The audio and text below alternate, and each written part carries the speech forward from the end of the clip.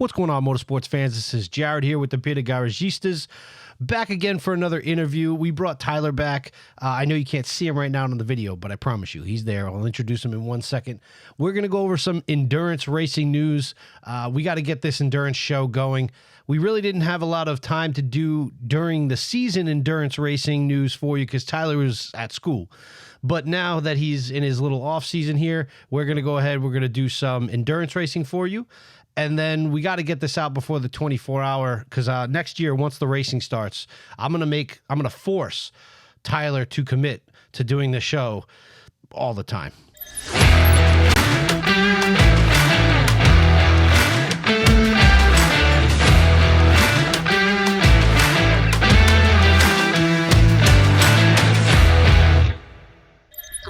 What's going on, Tyler? How you been, brother?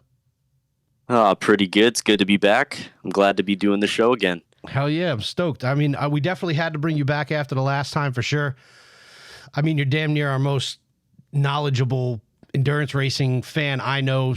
You're not even a fan anymore. I'd say you're more of an enthusiast because you completely surround yourself with it. You've been going to the track even while you're up at school, which kind of puts you a little closer to the track, to some of the tracks. Well, no. Yeah. Daytona, I'm about an hour away from now, which I used to be like 3 hours away. So that's great. Oh, my God. That's going to be fun. I know you're going to the 24, right? Oh, yeah. Got my credential application in, so I'm just waiting on that, and then should be good to go. I might have to look and see what the tickets are. When is the Daytona 24? So the Roar before the 24 is the 21st through the 23rd, and then the 24 is the weekend. So the 30th, I believe, is the day it starts. Of January? January 30th. Yep. Yo, so we're only technically like less than we're only a month away. Weeks. Oh my God, I'm stoked. You just made me very excited because I'm thinking like March time we're gonna have to wait till we get racing again. I know that's like I think even IndyCar may start in February. I gotta look. I can't remember. Well, Sebring's in March, so we have January's the Rolex, and then Sebring's March. I won't be at Sebring this year. I got surprised with tickets to Nashville for the first time, so this will be my first miss of Sebring. That. Yeah, I'm upset, but I'm not upset because I've never been to Nashville. I've heard great things, and even though I'm going with two little kids, the music, the scenery, we got a hell of a little cabin. Yeah. I'm excited. Let's get into this endurance news. So we have a lot of, like I said, we missed a lot of the race to race and recaps last year. We all know what happened by now. We all know what drivers are still around, what drivers have gone, and the teams are making their moves. And a lot of the headlines have been around the LMDH program and LMH and what that's brought onto the table for IMSA, WEC, racing together, mixed racing, Le Mans, which is big, and we have a lot of programs that are announcing that they're joining or they're interested or they're kind of making an effort or something like that. The first one was probably one of the more interesting ones that we probably would not have heard of. The first one we have on the list is Lamborghini. They've announced an LMDH program for 2024. I think it's about time that they've had a factory-backed team. They know they've had a lot of customer cars in the past, but sure. I mean, we needed this factory-backed team, no? Oh, no, that's completely correct. Lamborghini's been in the shadows lately with just a factory team. They've only run customer teams with their GT3 program, so it's nice to have Lamborghini themselves running something in not only IMSA, but hopefully the WEC. I would love to see like the old school battles of the big name, manufacturers, and it looks like we're going to get that. We've had a lot of LMDH people confirming, and it's been really exciting news. I know some people, actually Straight Chicane, who I had on here last week, I think once, and I might be putting words in his mouth, we were talking a while back, and he said he wasn't too big of a fan of this LMDH hypercar because he feels like it's going to go the way of LMP1 and other big programs like that, which he could be correct. Do you see it going the way of that, or do you feel like it's going to stay where it's supposed to be? The problem with anything racing that at some point it does get too expensive. Developments, technology, everything gets too expensive at some point, which is why we saw GTLM die this year, which is why people are afraid of GT3 dying in a few years, because it's like a bell curve. You start at the bottom, you grow. We're at the peak of some of these racing categories, especially GT3, and then you just see them tank. That's what happened to GT1, that's what happened to GTE, and that's what happened to LMP1. And I feel like no matter what, it's going to happen to any class that they make, because you can't stop manufacturers from developing and growing and building new things every year, because then there wouldn't be racing. I mean, you wouldn't want to race the same car every single year. Right. So I just feel like you can't stop the development, which is ultimately what kills the class at some point. That's weird you say it like that, because then the way I hear that is, it's good that these programs kind of evolve, peak, and die. It spurs evolution in the sport. It spurs big changes, things that we need, and it regulates money in a weird way, because it brings it back down to a regulated level and then starts the build all over again. Yeah, for sure. It's not a bad thing. I feel like a lot of people see it as a bad thing. Yeah. But I think it's really a good thing, because it helps the sport move on. You can't stay with one thing forever. I mean, we don't have Group C anymore, and Group C was hailed as the best endurance racing class ever. But we don't have that anymore, because technology has moved on, teams have moved on, manufacturers have moved on. Everything is new. You want new. You don't want to stay with the same thing forever, because then it's not going to be as special. And plus, I mean, you don't think a Group C car is going to be able to compete with like an LMP1 or a hypercar these days. So yeah, as technology improves, you got to go with it. And sometimes that means that classes have to die. And unfortunately, my favorite class, GTLM, had to die. But I mean, GT3 is fantastic. I'm so glad that they're going to GT3, because there's 15 plus manufacturers in there. And if every single one of them bring a car to Daytona, that's a lot of we cars. Could have 20 car fields for GTD Pro, which would be insane. I mean, it's great that they're moving to such a good class, such a healthy class. But I mean, inevitably it will die at some point. You just have to go with it and keep adapting to what's new. Chevy being one of the bigger car manufacturers you think of, Ford, Chevy, things like that. And at least Chevy's in a race program. Ford doesn't even want to fuck around with it, which is really depressing in my opinion. Why don't we see a lot of Chevy and Ford on the top level, like, Lamborghini is taking a bite out of that, Ferrari, Peugeot, Audi, BMW. We see all of these, other, European racers. I don't understand why the Americans don't take the next step. I understand Chevy doesn't really need to. The Corvette program, the Corvette is their bread and butter. That's what they want to sell. They're more focused. I think Chevy racing and Ford racing, when it was around, was more focused on selling cars than it was on winning races. I know it sounds weird to say, but ultimately that's what it was. Whereas a lot of these other programs go for the glory. Why are we so driven in America on that? Why do you think? So with Corvette racing, I don't know if this is just my thinking with them. And the reason that they haven't stepped up to LMDH is not because they can't do it. It's because it's not what the brand represents. Like you said, with Chevrolet, they run Corvette racing. They don't run Chevrolet racing. They run Corvettes in GT racing, which means that if they went to LMDH, they couldn't sell the car, because you can't just switch the entirety of the design of the Corvette just because you're running an LMDH car. Right. So I feel the reason that they haven't made the step is because it's not good for the brand itself. If they were Chevrolet racing, already they would be in LMDH. They would have thrown out Cadillac. They would have gone under Chevrolet, because that's their main racing program, and they would have run the car already. But because they're Corvette racing, I feel like they want to stick with racing a Corvette. And that's sense. Also why they have Cadillac running the top class program. So technically, Chevrolet is in a top class because they're under GM, which is running Cadillac, but they're not directly running the car. Yeah. With Ford, however, I'm not sure why they don't want to do top class. I feel like maybe Ford's going in a different direction with racing in general because they want to do all this electric stuff with cars. I feel like maybe racing is not their not their strong point right now with where they want to go with the brand. But I mean, rumors have been going around that Ford wants to join the new GT3 Pro or GTD Pro, and build a Mustang GT3. I mean, it's just a rumor, but I mean, that would be great. Ford came back. Wasn't there Ford a GT4 Mustang?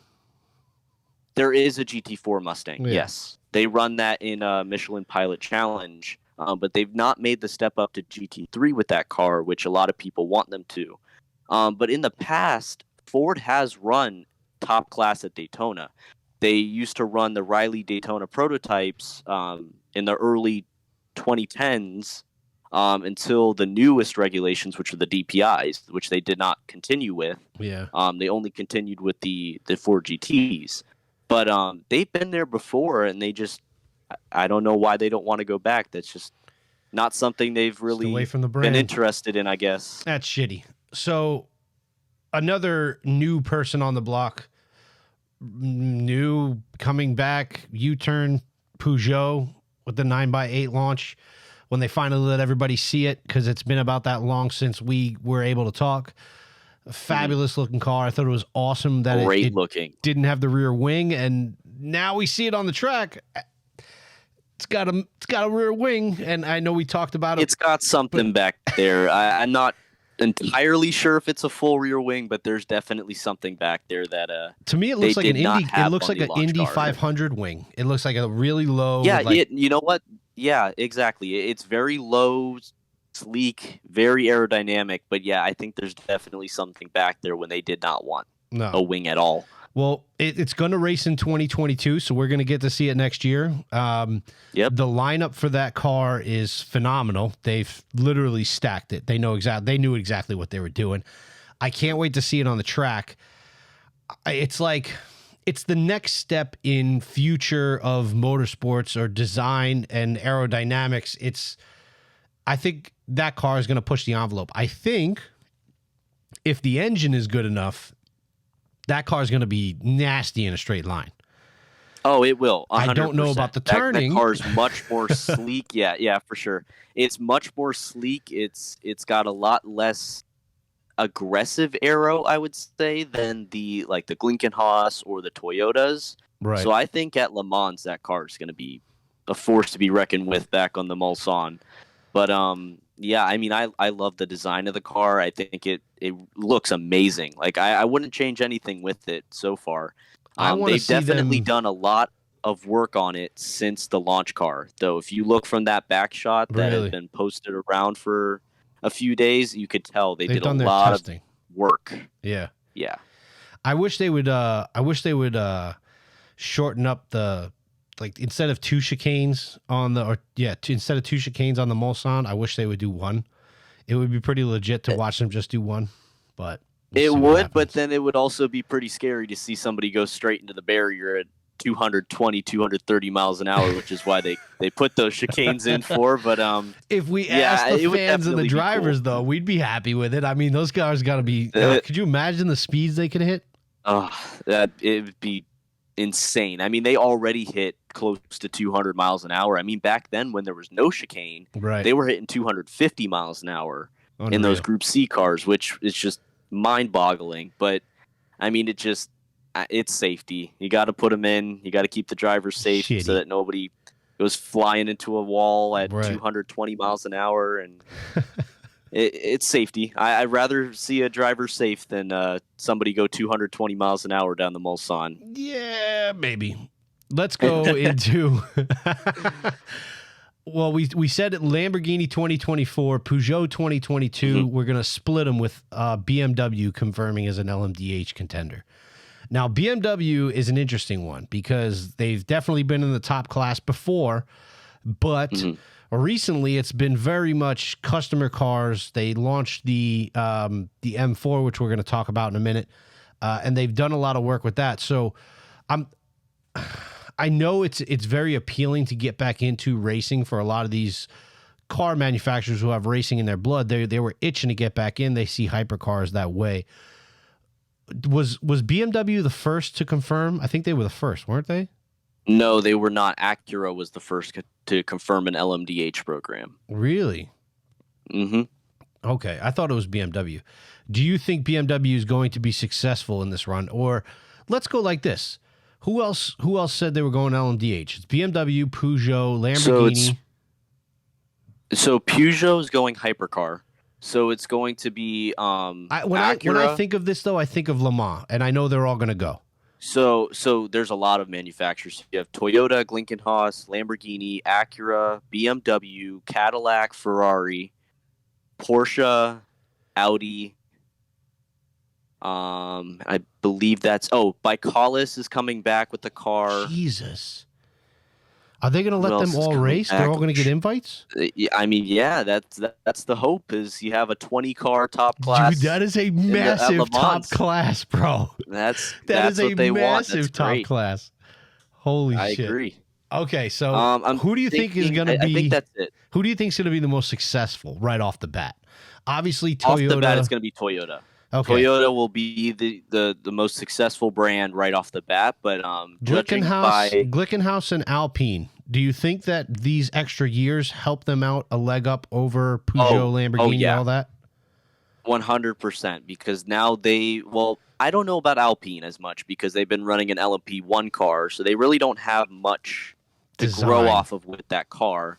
But definitely Glickenhaus. They have a little bit of a leg up on Peugeot and Ferrari, who are coming in a year or two because they've already raced. They know what the Toyotas can do. They know how the car feels at every track.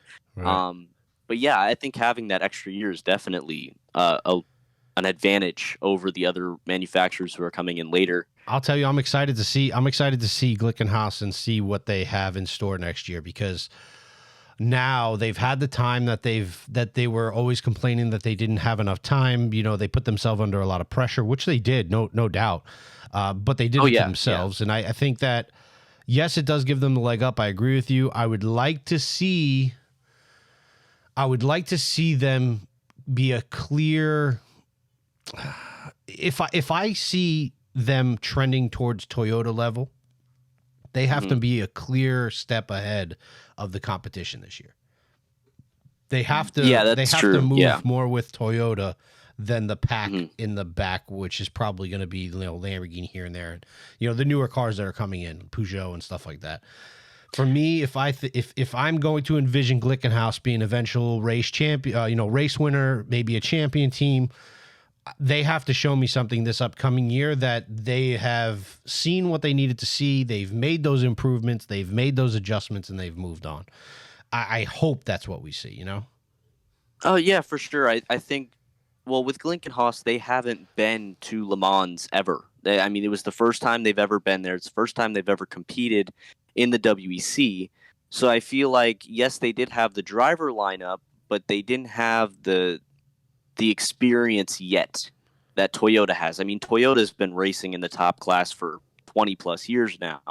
So it's, Toyota knows what they're doing compared to Glickenhaus, who's brand new. And the fact that Glickenhaus could actually put it to the Toyotas at some of these rounds in the WEC, that's pretty impressive if you ask me. There's no doubt about it that they will be very, very, very good competitors, and probably next year if I had to bet. Hell yeah. So a little bit of GT3 news. Other than, obviously, we know Corvette is going to be going GT3. We have Audi releasing first images of an Audi GT3 Evo 2 for 2022. It's going to be another. It's already Audi been racing at this point. It's already been racing by the time we wrote that down. It's the same car with a different wing. The drivers have said it's a lot better. The balance is probably a lot better in this car. But the car's been racing in Europe already in the 24-hour series. My thing is this, which is pretty cool. I don't mean to cut you off. My thing is this with that. With Audi, though, they're not selling that R8 anymore publicly. No, they're not, which is weird because they have said that they hope to run the R8 till at least 2025, which just means that they don't have a car that they're ready to run yet. Well, that in GT3. Yeah, I agree. I think that they're going to wait for GT3 to for that evolution. But my thing is, it helps them in a way. they don't have to worry about rebuilding or reinventing the wheel every time they have a new season. All they have to do is evolve on this base model. Same thing as Lamborghini. Oh, yeah, Lamborghini for sure. did the same thing. How many Huracans or whatever the hell that car is did they produce? They're on Evo, what, 4, 5? I don't know, 16? This will be the second Evo for that car. But yeah, I mean, a lot of teams, what they ended up doing on the for this second new evolution round of the Lamborghini? No, this is going to be the second evolution for it. There was the original one that came out in 2016. I thought this was the third. Made an Evo kit for 2019, and then they're doing another Evo for 2022. So kind of the third. 2023. Kind of the third. Yeah. Well, the thing is with these new regulations is that they're very similar to the current regulations. So a lot of teams didn't have to do much to their cars except for update. I mean, obviously the wings. Yeah. A lot of them are the same. I know Audi and Corvette's wings look nearly identical, which just means that there's been a little bit of a change in the rule book with that. But I mean, other than that, the cars are extremely similar to what they are now, which means that a lot of teams don't need to build new cars. The reason that Ferrari and BMW are building new cars coming up, I mean, BMW already built one, is because their cars are 7 years old almost. Right. I mean, the Ferrari came out in 2016, and it's 2022, and they're still running the same car.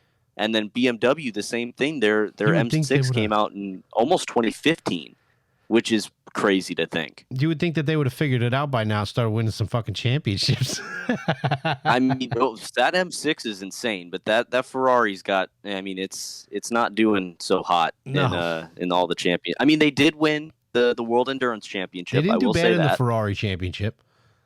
Nope, they did pretty good. But they did awesome in the Ferrari those cars Championship. Are too old. Well, they did win the World Endurance Championship for GTE Pro.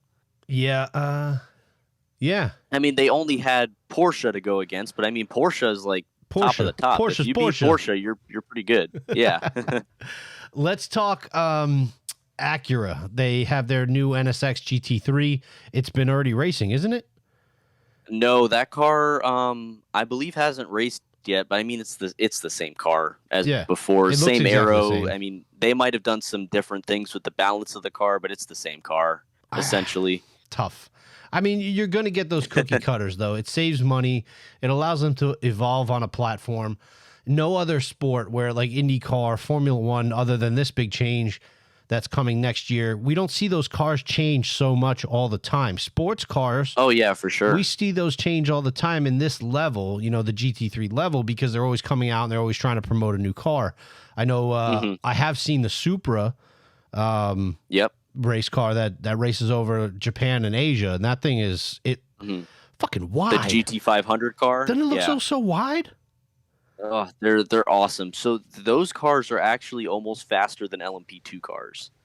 Jesus. They're the fastest GT cars on the planet, and I was hoping that's where GT would have evolved to here in the States, but it's expensive, like very expensive. Yeah, and I think over there in Asia and Japan, they want to go fast. That was their main championship in Japan for a long time is Super GT. Right. So they prioritize making those GT cars like monsters on track. But I also they don't think it's care more if you're running a GT car other than a prototype. They don't care about that. They just want to race these stupid fast GT cars that have more aero than LMP2 cars and almost 900 horsepower. Oh, I would love to see them in person. Yeah, well, one day I think, I'm going to start playing Lotto, and when I hit, there you go. when I hit, we're gonna travel the world. And I had a friend. I haven't talked to the kid in a very long time, but I knew somebody one time that used to say, "I'm going to play Lotto, I'm going to win, and then we're going to do this, that, and third." I'm like, dude, everybody says that. You're not going to say. He goes, no. It's not if I'm going to win Lotto. Lotto is my plan A. I have no plan B, so Lotto's gonna work. No. I was like, oh, Jesus Christ, buddy. But that was one of the funniest things anybody has ever said to me. The new BMW M4 looks ridiculous. I did not think I was gonna like it because I'm not a huge fan of that massive nostril grill that's on the road cars. Mm-hmm. But on the race car, it looks awesome. It looks mean. Great. It looks so mean. Yep. In person, looks fantastic. Oh, you've Love seen the it in car. person? Yeah, I saw it at Sebring this year. You At the bastard. 24-hour. Really? Great car. Oh, Great you looking went to the car. 24. Yeah, that's right. So the car looks great. The proportions are amazing. It's like they took a step up from the M6 and put a lot of aggressive angles on the car. So the wing is much higher than the M6 was. The fenders are very angular. They're very aggressive looking. Actually the front grille is aerodynamics. So the piece in the middle, I don't know if anybody has noticed it, but that black piece in the middle of the grille is actually like an aerofoil. So they can adjust the aerofoil in that grille.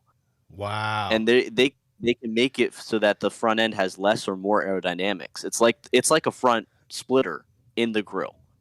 Wow. Oh, yeah, they were talking God. to us about it at Sebring because we asked them a little bit about the car, and they were telling us some cool little features about it. Eventually everyone's going to know what that is. So it's not like we're really breaking any crazy news. I mean, it was here, only 2 weeks away from customer delivery, so it's not like they were telling us anything new. But that's amazing, dude. It definitely looks cool. I like you're right. The M6 was very rounded, very, looked very bubble like. Whereas this one is just mean, corners. It looks like a fucking transformer. It's a mean looking car. I'm really excited to see it on the track. I think the GT3 and the GT3 class, GTD, whatever. Yeah, I think it's going to be awesome to watch. I can't wait to see it. Oh yeah, for sure. Is Bill Auberlin coming back to race that car? Yes. Yep, he's going to be in the Turner Motorsports car this year again. And they're racing the M4? Awesome. Yep, every BMW team in IMSA is going to have the M4. It's going to be great. I love that car. I can't wait. Let's see what else you got written down here. LMDH and LMH are cleared to race in IMSA and the WEC starting in 2023.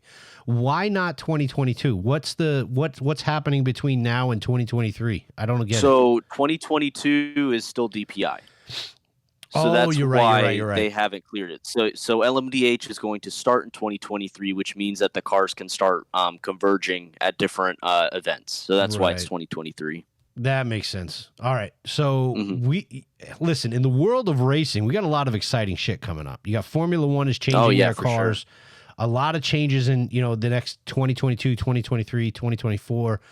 GT3 is going to have an overhaul because I guarantee you, as much as Chevrolet is the new kid on the block, I have a feeling that they're going to push the rest of the field.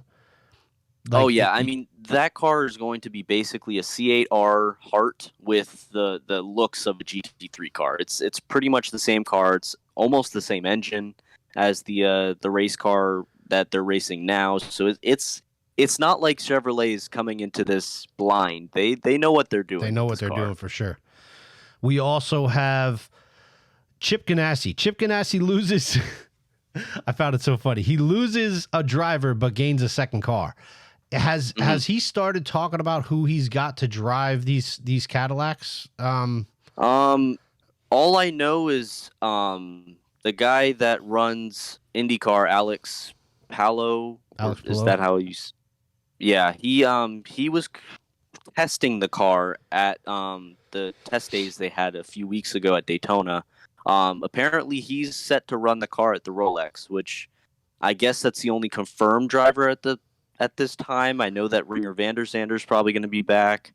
But Ganassi's done that before. When Scott Dixon won the championship, Dixon got a drive in the 24. Yeah, I'm sure Dixon will be in the car as well because I mean he's going to use his guys.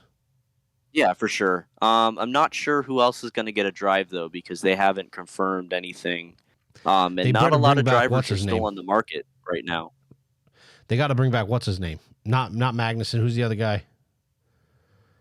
Van der Zandt. Is it Van der Zandt? Van der Zandt was the only one that was in the car with Magnussen for the full season. Is he coming back? I hope he comes back. I like seeing him with Jim. Yeah, he'll definitely be back with the team. They haven't announced that he's been released or anything like that, so he'll be back with the team full season. That's pretty legit. I can't wait for that. Dragon Speed is looking to run a DPI car next season. Do you believe that this is true? Is the rumor strong? I mean, I could see them doing it 100%. I feel like they do want to make that move up. They're still probably looking for a chassis, but I mean, it's been a rumor for a few months now, and nothing's been confirmed. They haven't been testing a DPI car. Why? So why go to a DPI car with LMDH and hypercar around the corner? Probably to get experience for LMDH if they do end up getting a manufacturer that wants to run through them. I mean, it could be a multitude of things, but of course, the last year DPI is probably going to be great. The cars will be cheap because they're going to be all gone the next year, and why not go to the top class if you can? Yeah, I hear you. I don't know if I would financially want to make that leap to look for a chassis, to buy a chassis, to get the team together, to train, to get everything developed, to get everything out on the track, and then a year later, it all changes. I think that. Well, I mean, the DPIs are extremely similar to the LMP2s that they're running now, which is probably why they're not too worried about developing like the setups and stuff on the cars. But I do see what you're saying. Like, why buy another chassis? Why make this all now when the car is going to be gone next year? Doesn't make sense. Yeah, it could be anything with them, and that's probably why they haven't announced anything yet. Because I mean, who knows? They could have just backed out a month ago and nobody knows about it. Right. Then you got Lexus is evaluating a split effort between GTD Pro and GTD. They confirmed that. So when we out of here. Wrote these notes, we didn't know this, but they just confirmed a few weeks ago that they will be running one car in GTD Pro and one car in GTD. Interesting.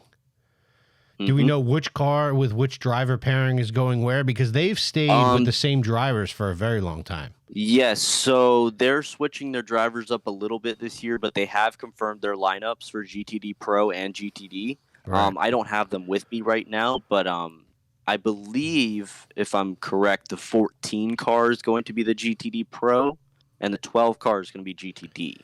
I could be wrong with that because I don't know the details off the top of my head, but they have very experienced. They have like a very experienced team and then like a very young team. I would probably put the young ones in GTD Pro and let them learn, take the experienced drivers and keep them where they are. Oh no, I would switch that. I'd put the pros with the pros and the amateurs with GTD. Yeah, and make sure that they can run with whoever they're running with, because I mean, if you can win in both classes, there you go. I mean, I wouldn't put the pros with amateurs and win GTD and then just leave the amateurs to fight with the pros. Well, yeah, I get it, but Ferrari. By saying that, I meant that they're going to have to. There is an adjustment to GT, GT Pro. Like there's got to be an adjustment, and if you have a veteran, sometimes they can make that adjustment, sometimes they can't. You know what I'm saying? So in my mind, I'm like, well, if you take the young guys and put them there, who are better, usually a younger guy is better to adapt because they're more inclined to take coaching, to take ideas and things like that.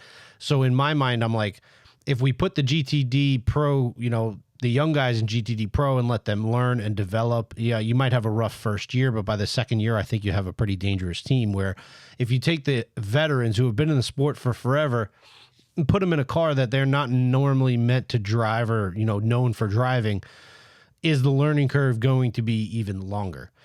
I don't know. The cars are exactly the same. The cars are exactly the same for GTD, but it's a lot more Pro power. And GTD. No, not really. They're making them artificially faster. So the tires are going to be just like GTLM. Artificially faster. So that's what they called it, artificially faster. So the tires, they'll have a choice in GTD Pro. GTD will not. The aerodynamics will be a little bit better for straight line speed in GTD Pro, from what I've heard. And then, of course, they're going to tune the engine a little bit more so that there's a little bit more power. But other than that, the cars are exactly the same. Blend them together and make one big class. That would be the choice of a lot of fans, but at the same time, I just don't know if that'll work. That's tough. We already talked Corvette GT3 racing. Oliver Gavin retired. Now, I know that this happened a long time ago at the end of the year last year, and I know he's starting to drive his own driving school. And everybody has reported this, but we didn't get to talk about that. You being a Corvette racing fan, how do you feel about that Oliver Gavin taking a step away? Oh, that's, it sucks because he was a great driver, but at the same time, I mean, he's been with the team since they started 20 plus years ago. So it's awesome to see that he's staying with the brand. Apparently he's a Corvette brand ambassador.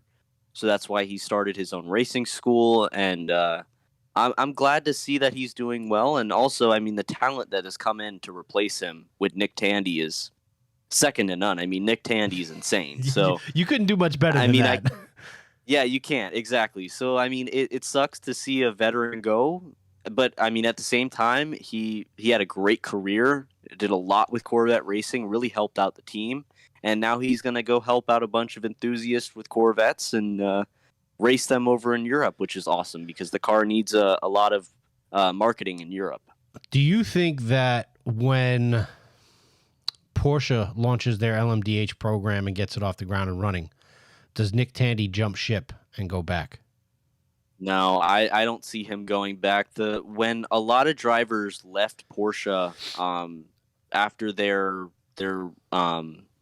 after they left GTE or GTLM, when they left that class, a lot of their drivers went elsewhere. Lawrence Vanthor went to FAF, which technically means that he's still with Porsche. Right. But he doesn't have a drive this year so far. Lawrence Vanthor doesn't have a drive. From what I've heard, he's not been confirmed with FAF yet. So you want to start a race team, bro? I think we can get him. Yeah, that'd be great. I'd love that. I know a spotter and strategist. I don't know if he'll come on, but you give him a shot. Nick Tandy went to Corvette. I don't see him going back. There's no reason to.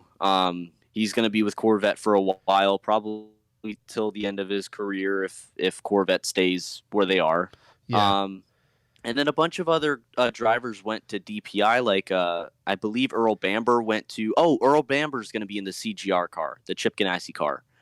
Oh, he was that was one of them. I completely forgot about him, but he will be in the Chip Ganassi car. Is he what? Where's he from? He's from Australia? He is. I'm not quite sure where he's from, but he's been a Porsche factory driver since he started racing, I believe. But he raced at Petit Le Mans with Chip Ganassi, right? Because one of their drivers wasn't able to race, and he had to step up, which was actually really good for him because he figured out the car pretty quickly. Hey, he's a hell of a driver too. Like the Porsche in Porsche's heyday, Porsche had a stable, bro. They had some thoroughbred they drivers. Still have a stable of drivers in WECs, but I will agree they had a fantastic driver lineup back then. So we did talk about the cars being artificially faster, as you say, which I just still the wording just is pretty funny to me. Ferrari and Toyota hope to race their hypercars in IMSA. Well, we already said that there's the crossover, right? So they'll be able to come over. Yeah, they'll be allowed to do that in 2023 if they choose, which I'm not sure Ferrari will do it the first year of their car because they're set to run 2023 as the first year of their program. But I mean, 2024, 2025, I'm sure we're going to have a huge LMDH field at Daytona. I got some crazy fucking thought. All right, I'm just going to throw it out there. Okay. See what happens. I'm all ears. You never know. Instead of having WEC race on Saturday and IMSA race on Sunday at Sebring for 12 hours, right? One's 1,000 miles, one's 12 hours. Now that LMDH... Well, no, it'll be Friday WEC, Friday and Saturday. Okay. Yeah. If that's the case, and all these cars by 2023 can race and compete together, why? I don't see them still holding two. My thought process is blend that together and race a 24 winner takes all. 24-hour winner takes all. So they've done that before, not a 24, but they've blended the ALMS and the WEC. I went to that race in 2012. There were 63 cars at Daytona or at Sebring. Fuck. It was the best race ever. See? The Audis were there, the Corvettes were there, all the IMSA teams, all the WEC teams, they were all racing for the same Everything was the same. Bro. They divided the points for championships, of course, Hell but yeah. they all raced on the same track, same race, 12 hours, 63 cars. Great event. They haven't done it since, which sucks. But I think the problem with them blending them, even though like you said, by 2023, the GTE cars will be gone. They'll be GT3 cars, just like IMSA. The LMDH and hypercars will be able to race together. LMP2 will be the same. LMP3 will be the only thing different, but they don't have to run that car.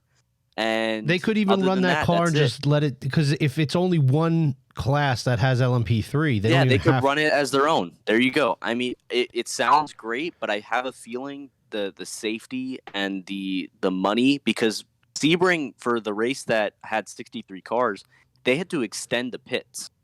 So the pits go from the last bridge at the exit of turn 17 to the bridge right at the entrance of turn 1.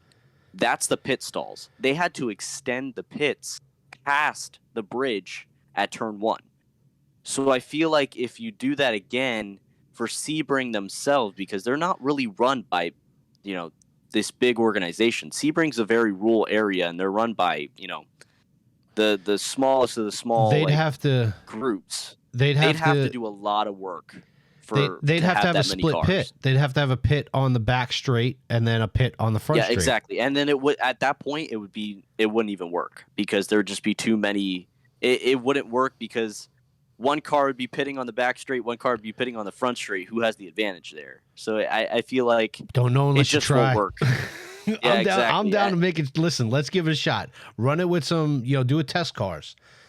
Test. Yeah, there you go. Take 4 cars out there, 2 on the front straight, 2 on the back straight pits, and just let them run and see what happens. Do a test. You're not going to know unless you test it. I'm down for that. And in a 24-hour race, you have a 24-hour Daytona and then a 24-hour Sebring, 2 months apart. I think so. My thing with 24 hours at Sebring's had 2 24-hour races this year alone. They've never done that before. They've never even had a 24-hour at Sebring ever. Sebring's on the come up, and for them to have 2 of them this year alone, it's coming. Shows that they're thinking of doing some crazy 24-hour races in the future. Next year, the 24-hour series will be back for another 24 at Sebring. Hopefully, all the cars get there. I don't know if we should talk about that today with how crazy everything was at that race. Not all the cars made it to the track because of shipping issues. Oh shit! There were 2 hurricanes that stopped the shipping containers from getting to the track. Wow! So there were supposed to be 40 cars and only 28 showed up. Wow! So it was a really low field, but I couldn't imagine paying all that money as a race team and the logistics and the work that goes into it, and then you get there and you can't even race because your car's not there. Yeah, it was chaos for that. But they're going to be back next year for another 24. I'm sure they're going to have other series going to Sebring for more 24 hours. I don't know if IMSA will ever change the 12 hours of Sebring. I mean, that's tradition. That's exactly what I was going to ask you. I don't know if you saw me over here getting my breath ready, but that's where I was going with that, because it's been a tradition for so long. I don't think they'll ever change that. They're known for the 12-hour Grand Prix. If you ever go to Sebring and you look at their welcome sign, it says home to the 12-hour Grand Prix. Right. I don't think they're ever going to change that to a 24. It'd be great. Maybe they run one at the end of the year. They come back to Sebring to run the end of the year. Yeah, that'd be great. Or have like a 24-hour test race or something like that. Has that'd endurance? Be fun. Has endurance?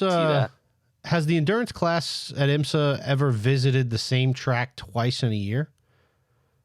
Yes, they did. In 2020, they went to Daytona twice. You're right. They did the Rolex 24, and then they did the WeatherTech 240 at Daytona, and they also did Sebring twice that year, because they did the Sebring 240 and then the 12 hours. So I'm saying let's do a 12-hour in March, and then let's schedule another 24 hour at the end of the and make that the season finale. That'd be great. That'd be huge. To see that. That would be huge. And Sebring would be a great track for a season finale, because at that point, the cars have already been beat up all season, and now you go to one of the most rough racetracks, in the country. That'd be a phenomenal last race. That would be a phenomenal race. I would love to see that. Indy might be on the schedule coming up here. Roger Penske bought the track last year, I believe. He's had interest in IMSA and Formula One coming to Indy to join the Indy Cars race there. Obviously, it'll be the Indy Road Course. It's not going to be the Oval. But I think that's a good bet. I think Penske is a smart man. He's got a lot of connections. He comes with a lot of clout. To say that you've brought your race program, to say that you brought your, things like IMSA, F1 and stuff like that, if they start going to Indy, it just makes the track even bigger. And with the businessman that Penske is, I think it's inevitable. I do too. I think that Indy will be on the schedule in the next few years for at least IMSA. I don't know about F1. F1's, they're hard to get even to come to the United States. I mean, they are trying to do more in the United States, which I've heard. But I do think that IMSA will be the first championship to bite if Roger Penske asks them to come. I'm not sure what they would do at Indy, if they would do like a 10, 12, 24, or just do a sprint race at Indy. But maybe a 10-hour at Indy would be great. I mean, that'd be really fun to watch because I think that, they've already shown that GT racing at Indy with SRO has been really successful. And I think if IMSA were to go there, I think it'd be a great track to add to the schedule for IMSA. I would like to see if I like Indy's road course, and if they do go to Indy at IMSA, I would like to see a 12-hour overnight. Start at 8 p.m. or 7 p.m. and race until like 7, 8 in the morning. And it's whenever we have a short race, other than a 24 or a 12, they don't always they race into the night with a 12, but they don't always race through the night. And I know that it would hurt for spectators, probably unless you're really a race enthusiast. But for something like a 12-hour race at IndyCar, I bet you could probably throw it overnight shindig, get a DJ out there, do the thing like Spa does. Yeah, it could be great. I mean, the infield at Indy is huge. It's much bigger than Daytona, so they could definitely do a lot with that infield. Like you said, do like a DJ, do a like a Ferris wheel at Daytona, do anything. They really could do anything at Indy, and it'd be great. I would love to see them do a 12-hour through the night. I don't know how that would really work. I don't considering either. that they've never done. Yeah, I don't know how that would work, but I mean that'd be a great idea. Because if they were to run a 12-hour at night, it's the only time you can. It would be a very good test for a 24-hour. Like if they ran a 12-hour overnight, like a month and a half, 2 months before Le Mans. Right? Yeah, for sure. So now it gives their drivers a test, hey, I know what it's like driving through the night, pitch black, this, that, and the third, you're getting a little tired. They started a 2-hour and 40-minute at Charlotte in 2020 at night. They started at like 8 o'clock. So they could definitely start a race at night. And also with Indy, it's lit up. It's bright. Yeah. Indy is very bright. So it's not the worst idea in the world to start a 12-hour at night. I don't think they could start it at like 8. I think they'd have to start it a little earlier than that. But definitely, I think it would be a great idea to do something like start at sunset, end in the middle of the night at like 1 a.m. or 2 a.m. Yeah, listen, I'm just letting you guys know. That's 2 straight good ideas coming from me in one episode. Hell's gonna freeze over, my friends. Go. It's coming. You need to go into IMSA. You need to give them your ideas and then ask for a job. The marketing department, right? Hey, yeah, there you go. I talked to somebody in marketing and logistics. Let's talk Daytona 24-hour. There's a few things that you put on this list. I can't wait to see it. We'll skip the Ferrari for right now. But we're going, Crucial Motorsports is running a McLaren at Daytona. FAF is going GTD Pro, and I'm sure that Daytona is going to be the first place they do it. And Corvette is going to run 2 cars at Daytona. Okay. That's a lot of Daytona news. Now, that's not including all the rest of the Daytona news as it gets closer, because as Daytona gets closer, the news literally just blows up, and people start going everywhere. Driver signings, we haven't heard much of anything yet. They don't have any formal lists for the next year. So as much as I'm excited for Christmas, I'm ready to get into January to start getting to some of these driver signings, car unveils, liveries. I'm ready for the end of January right now. I mean, I'll have to forfeit my break right now, but I'm ready for the end of January. Forfeiting a break not always bad, bro. Because I mean, No, it's not. I When can't we wait get to back see into the racing season, I am so ready.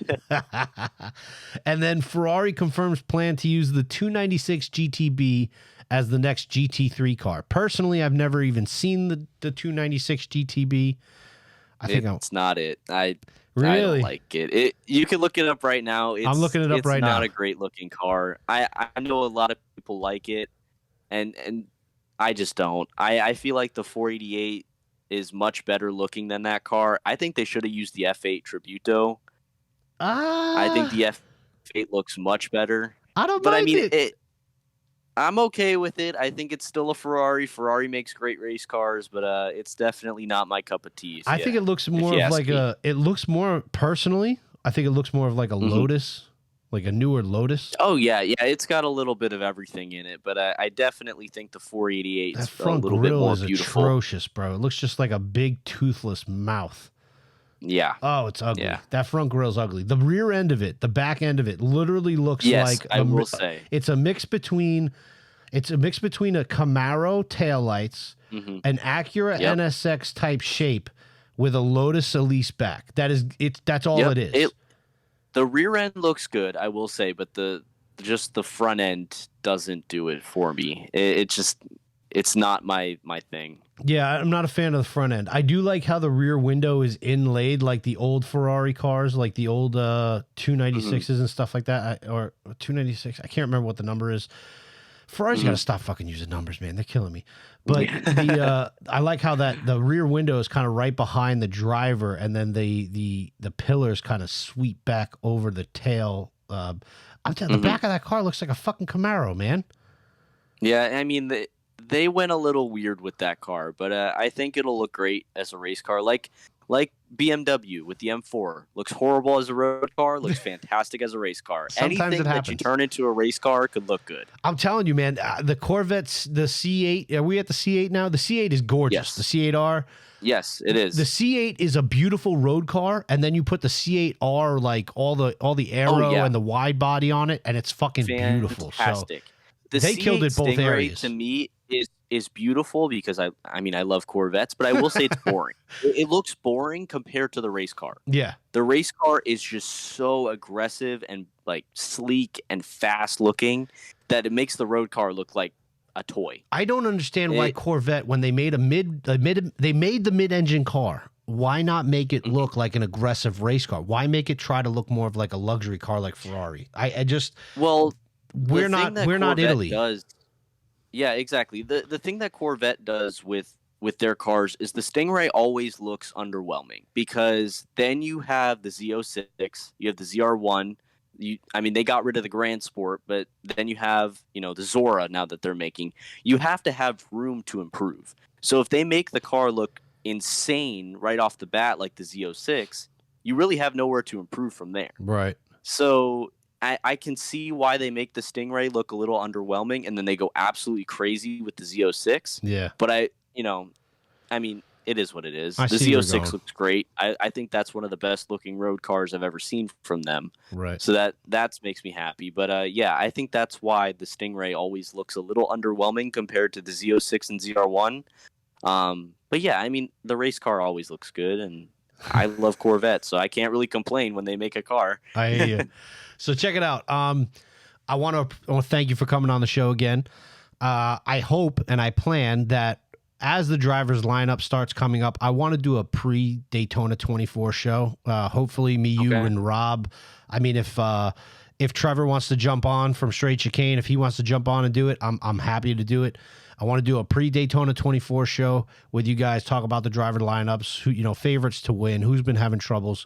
And then I want to go into a post-24 show, talk about the race, things that happened, things that we've seen, predictions for the rest of the year from what we've seen from Daytona, and really get that rolling. Now that we have everything on the Discord, we should be good to go. Again, if you are not on the Discord, there are open links on Instagram. There's open links on the The website, you can join. Anybody's welcome to join. It's an open platform to talk motorsports. Again, we have everything in there. I'm going to do this in the beginning of an episode too, so somebody, it's seen by everybody in the first fucking couple of seconds, but we have everything. If you want to talk racing, we're in there. We stream racing events in there, like local events, local drag racing events. Sometimes we get them up in there.